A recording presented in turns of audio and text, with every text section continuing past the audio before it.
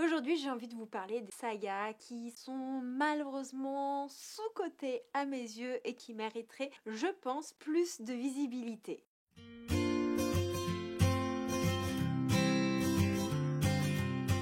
Hello, maître et érudit de la citadelle, c'est Johanna. Je suis ravie de vous retrouver aujourd'hui pour une nouvelle vidéo pour vous emmener auprès de 10 sagas qui, à mes yeux, sont extraordinaires et un peu trop sous-cotées. Il y en a certaines, vous les connaissez déjà parce que je vous en ai déjà parlé sur la chaîne, mais ce ne sont pas forcément les sagas les plus populaires et c'est pour ça que j'ai envie de vous en parler. Pour moi, ces livres ont été émotionnellement hyper intenses, hyper addictives et j'espère que si vous les avez pas lues, peut-être qu'il y en a certaines d'entre elles qui vous feront envie et si vous les avez lues, j'espère que vous les avez appréciées autant que moi. Avant d'entamer le gros de cette vidéo, n'hésitez pas, si vous voulez soutenir la chaîne, à lâcher un petit like, un petit commentaire et à partager si c'est pas déjà fait. C'est super important pour la visibilité et pour soutenir les créateurs de contenu que vous suivez.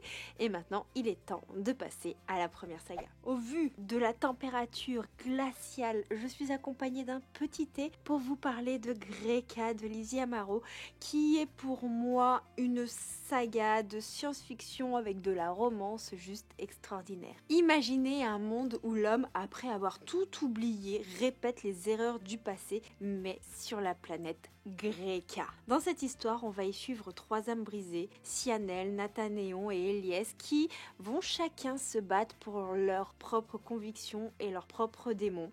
Ils ont tous un vécu assez différent et pourtant, ils sont très proches, ils sont attachants.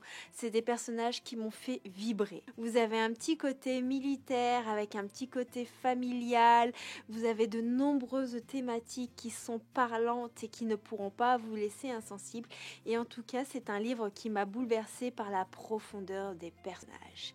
On va y suivre Cyanel, une jeune femme qui m'a émue aux larmes par sa force et ses blessures, tandis que Nathanéon, c'est un personnage qui m'a fait passer de la haine à l'affection en un petit claquement de doigts comme ça.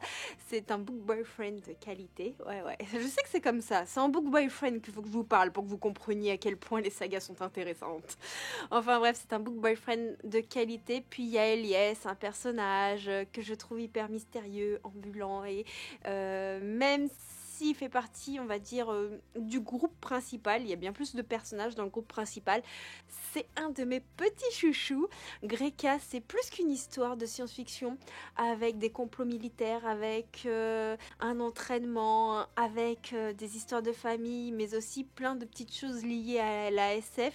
C'est surtout une histoire de réflexion sur ce que signifie vraiment être humain. Préparez-vous en lisant cette saga à être rempli d'admiration, de frustration et je sais que moi j'ai à chaque fois attendu chaque tome avec impatience. C'est une petite trilogie parce que quand je vous parle de saga, ça inclut duologie, trilogie et bien plus.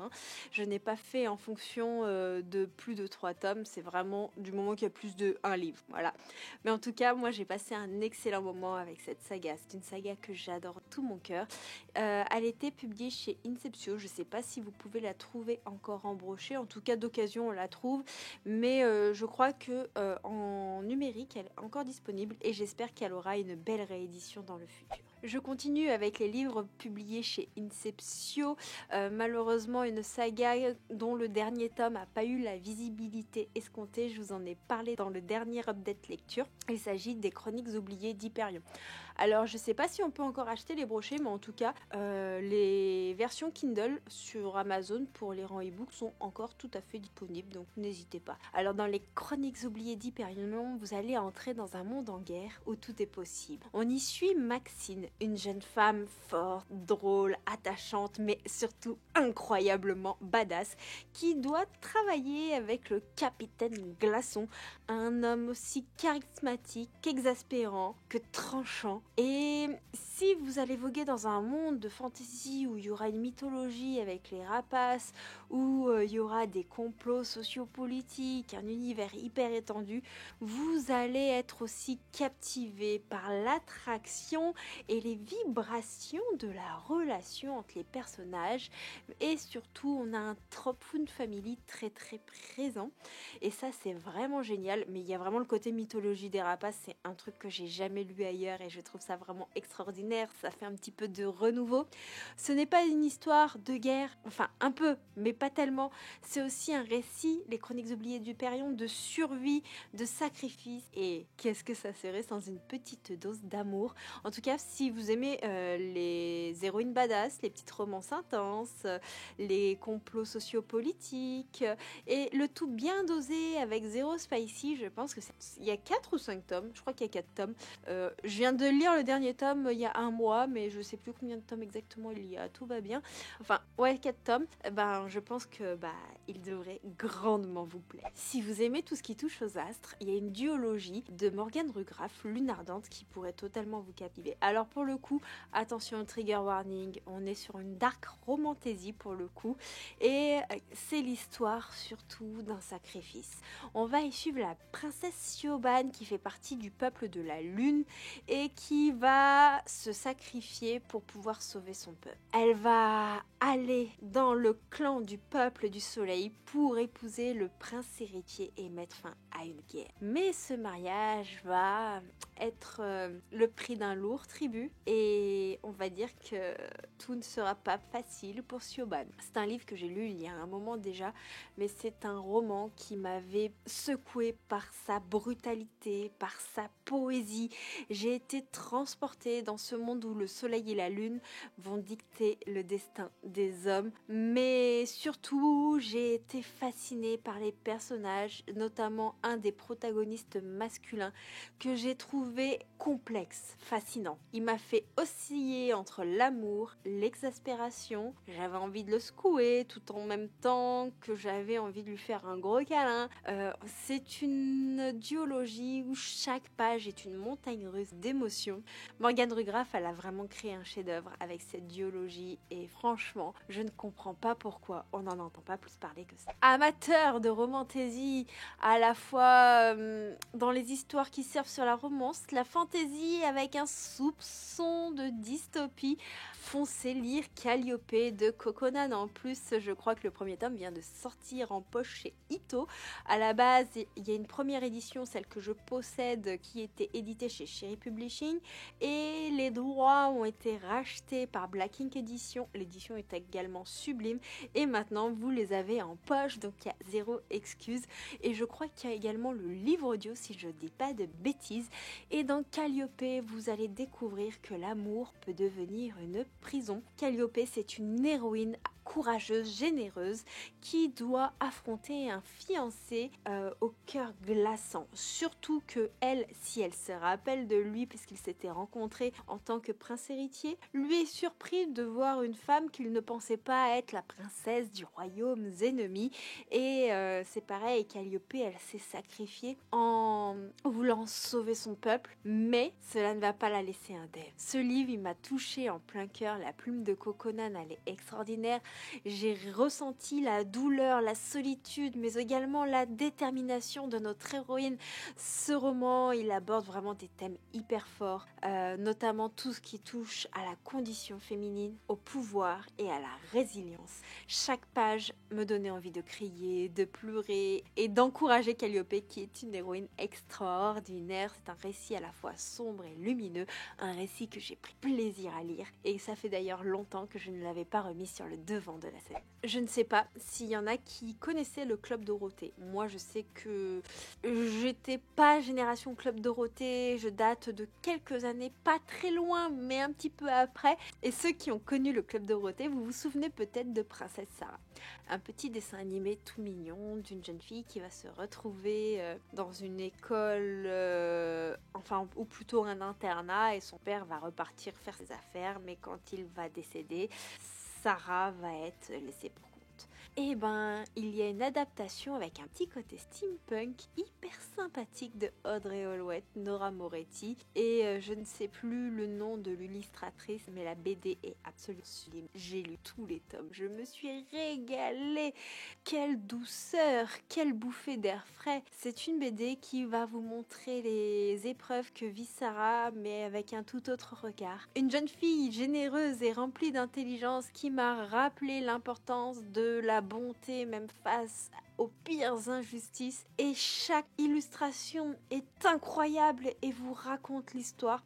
Si vous cherchez une lecture qui vous réchauffe le cœur, une lecture également avec des vibes modernes, remplies de diversité, qui vous fait réfléchir, et si vous aimez tout ce qui touche au steampunk, et ben ça va carrément vous plaire. En tout cas, moi c'est une de mes BD préférées et je n'ai clairement pas envie de m'en séparer dans ma bibliothèque. Parce qu'on parle beaucoup de fantasy, de romantaisie, des choses un petit peu comme ça, on va aussi parler d'une duologie de romances, d'une autrice qui a également sorti une nouvelle romance aujourd'hui, donc c'est Block or Love de Magali Ingouimbert qui est sortie récemment. Et puis moi j'aimerais remettre une de ces vieilles duologies qui date d'il y a 4-5 ans sur le devant de la scène et qui pour moi a pas fait assez parler d'elle. Il s'agit de Si Seulement.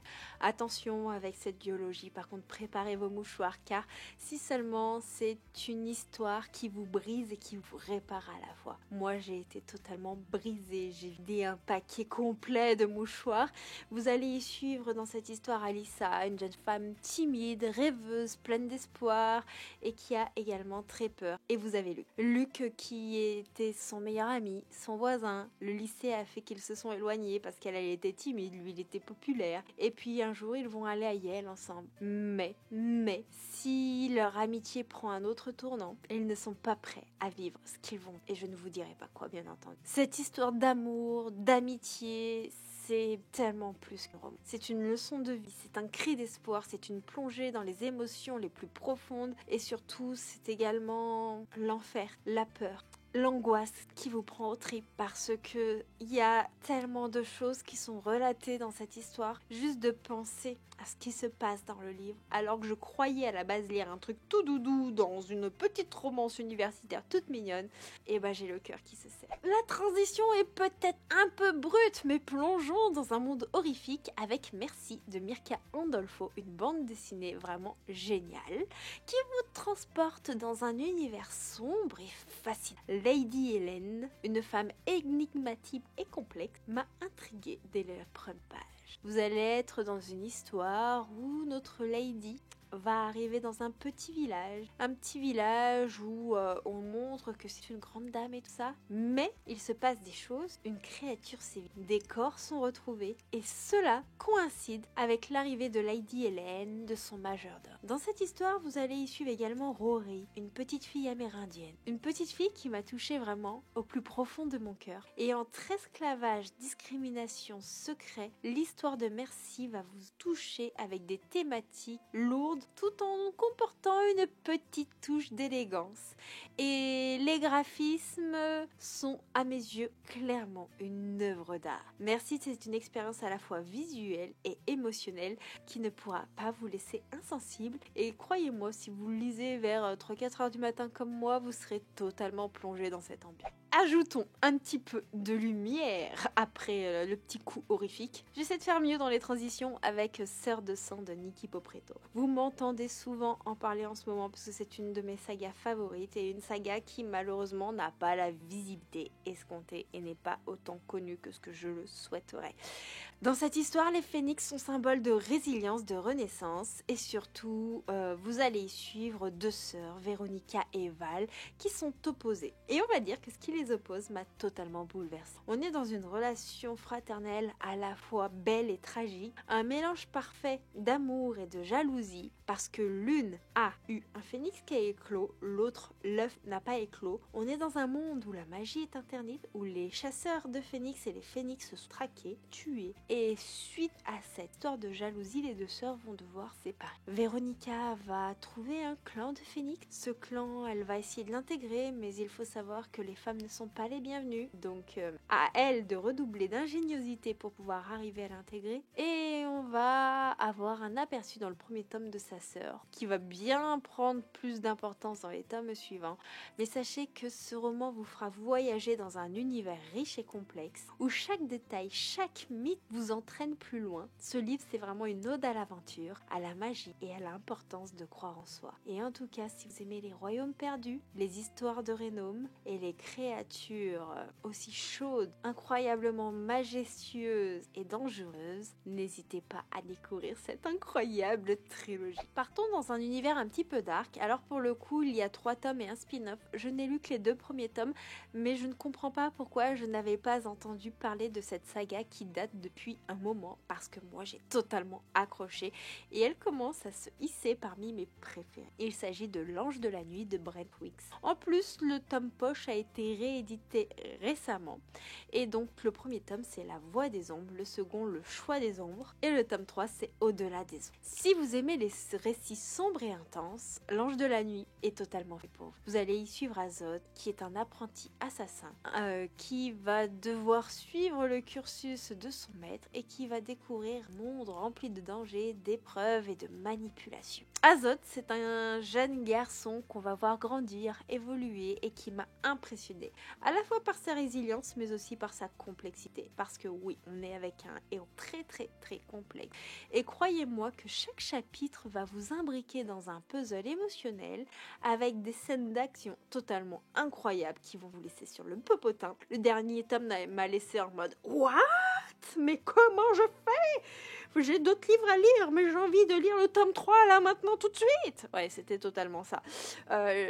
Donc, vous allez être dans un récit captivant qui va vous prendre au tripes, mais attention, on est quand même dans un monde assez sanglant et il faut avoir le cœur accroché. Pour rester dans le thème des mondes assez sanglants, j'ai une dark romantasy à vous proposer et c'est pareil, je comprends pas pourquoi elle n'est pas assez connue. Il s'agit du Sang des Sauvages de Farhad.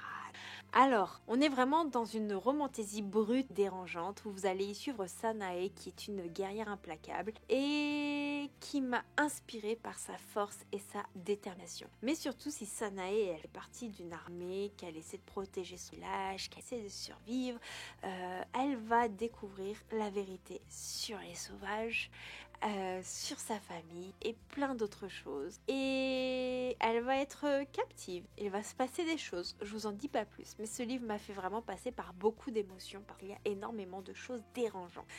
J'ai été en colère, j'ai été triste, j'ai eu aussi énormément d'espoir envers les personnages. On a des thématiques très fortes abordées telles que la violence, les conflits culturels, qui sont assez lourds d'ailleurs. C'est vraiment une ode à l'acceptation, c'est une ode à la tolérance et à la différence et c'est important d'en parler encore aujourd'hui puisqu'il y a des choses à mettre à plat là-dessus. Bref, on va pas parler de ces sujets-là, mais en tout cas sachez que la plume de Farhana est addictive et que personnellement moi il m'a été difficile d'arrêter l'histoire. Je l'ai écouté en audio et je peux vous dire que j'ai crapillé chaque petite minute d'écoute pour pouvoir lire ce livre le plus rapidement possible. Alors préparez-vous à être secoué si vous n'avez pas encore découvert ce livre et qu'il vous tente. Enfin, c'est 2 livres et il y a également un spin-off. Mais je n'ai pas lu le spin-off. Je suis pas très fan des spin-offs. Voilà, on a fait le tour de quelques sagas que je trouve sous-cotées. N'hésitez pas à me dire si vous connaissiez certains de ces livres. Si vous les avez lus, est-ce que vous les avez aimés? Est-ce qu'il y en a que vous avez peut-être envie de découvrir et dont vous n'avez jamais entendu parler? N'hésitez pas. Je suis très curieuse de le savoir en commentaire. Et si vous ne savez pas quoi mettre, des petites piles de livres, ça fait toujours l'affaire. Et moi, je vous fais plein de gros bisous et on se retrouve très bientôt pour une prochaine vidéo. Ciao!